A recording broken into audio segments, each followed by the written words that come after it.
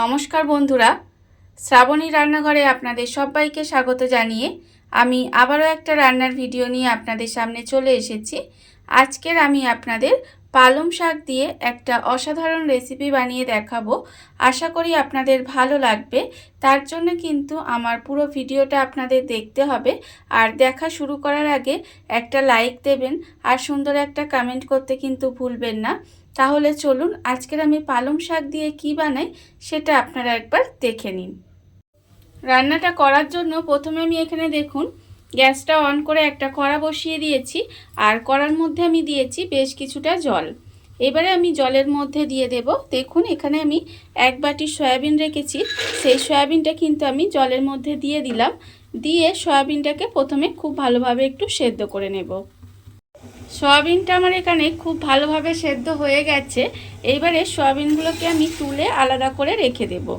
এইভাবে সয়াবিনগুলোকে তুলে আলাদা করে প্রথমে রেখে দিতে হবে। সয়াবিনগুলো আমি এখানে আলাদা করে তুলে রেখে দিয়েছি আর আবারও কিন্তু গ্যাসটা অন করে কড়াটা বসিয়ে দিয়েছি। এবারে আমি কড়ার মধ্যে দেব সর্ষের তেল। এখানে আমি রান্নাটা সর্ষের তেলে করব। প্রায় 3 চামচের মতো এখানে আমি সর্ষের তেল দিলাম। এবারে তেলটা একটু গরম হতে দেব। তেলটা আমার এখানে খুব ভালোভাবে গরম হয়ে গেছে। এইবারে আমি তেলের মধ্যে দিয়ে দেব, দেখুন এখানে আমি 2টো পেঁয়াজ কুচিয়ে রেখেছি আর আমি রেখেছি এখানে 5 কোয়া রসুন, অল্প একটু আদা আর আধখানা টমেটো, মাঝারি সাইজের একটা টমেটোর আধখানা টমেটো, আর রেখেছি এখানে 3টে কাঁচা লঙ্কা।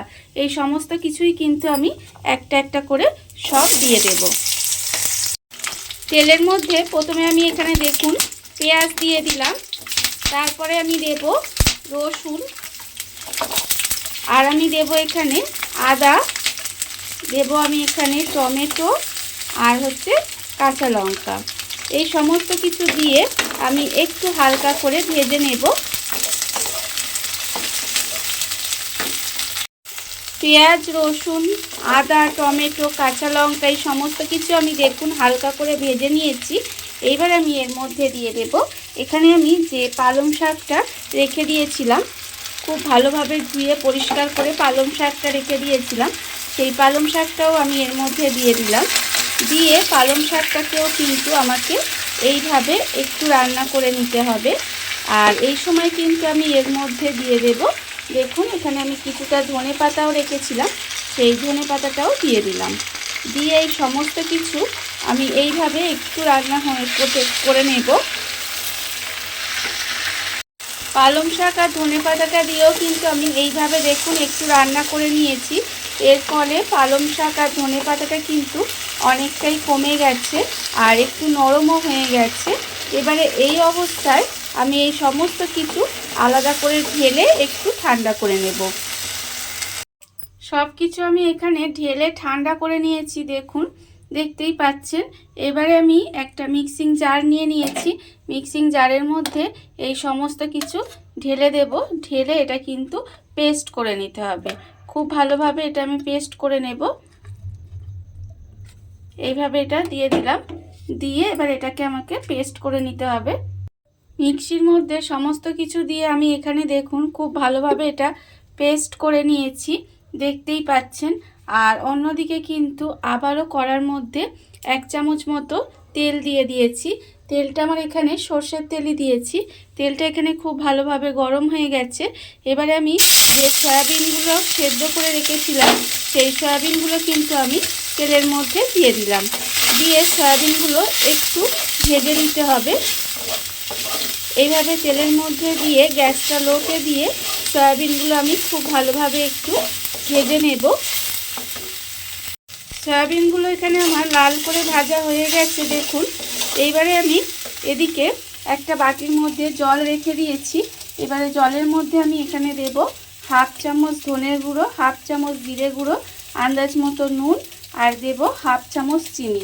এই সমস্ত কিছু আমি এই জলের মধ্যে একটু দিয়ে গুলে দেব। গুলে নিয়ে তারপরে কিন্তু আমি এর মধ্যে দিয়ে দেব যে সয়াবিনগুলো আমি এখানে ভেজেছিলাম, সেই সয়াবিনের মধ্যে এই মশলা আর তার মধ্যে অল্প একটু জল দিয়ে দিলাম। তার কারণ আমি যদি মশলাগুলো এমনি দিতাম তাহলে কিন্তু মশলাগুলো পুড়ে যেত, সেই জন্য আমি একটু জলের মধ্যে দিয়ে মশলাগুলো তারপরে দিয়েছি। দিয়ে এবারে খুব ভালোভাবে একটু কষিয়ে নেব। মশলাটা আমি এখানে খুব ভালোভাবে একটু কষিয়ে নিয়েছি। এইবারে আমি এর মধ্যে দিয়ে দেব, দেখুন যে এখানে পালং শাক, ধনেপাতা, পেঁয়াজ, রসুন, আদা, টমেটো, কাঁচা লঙ্কা সমস্ত কিছু দিয়ে ভেজে যে পেস্ট করে রেখেছিলাম সেটা কিন্তু আমি এর মধ্যে দিয়ে দিলাম।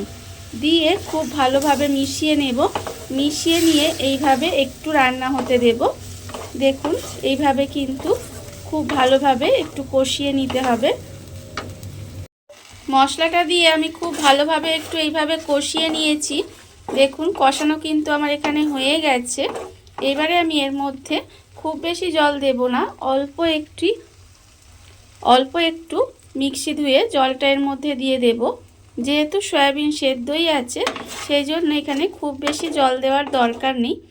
আর এটা কিন্তু খুব বেশি ঝোল থাকে না, এইভাবে একটু মাখা মাখাই থাকে, তাই এরকম একটু অল্পই জল দিলাম। এবার এইভাবে গ্যাসটা লোতে দিয়ে আমি ঢাকা দিয়ে একটু রান্না হতে দেব। গ্যাসটা লোতে দিয়ে আমি এইভাবে 5 মিনিট মতো একটু রান্না করে নিয়েছিলাম। দেখুন রান্নাটা কিন্তু আমার এখানে হয়েই গেছে।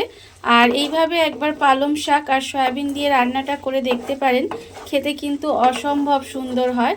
আপনারা ভাত, রুটি, লুচি, পরোটা যে কোনো কিছুর সাথেই কিন্তু এটা খেতে পারেন। আর এইভাবে একবার বাড়িতে বানিয়ে দেখবেন, দেখে আমাকে কিন্তু কমেন্ট করে জানাবেন। রান্নাটা আমার এখানে হয়ে গেছে, এবারে আমি গ্যাসটা অফ করে দেব। দেখুন বন্ধুরা, বাড়িতে থাকা কত অল্প উপকরণ দিয়ে কত অল্প সময় কত সুন্দর একটা পালং শাকের রেসিপি তৈরি হয়ে গেছে, আপনারা দেখতেই পেলেন। আর এটা কিন্তু খেতে অসম্ভব সুন্দর হয়। আপনারা একবার হলেও এইভাবে বাড়িতে বানিয়ে দেখতে পারেন।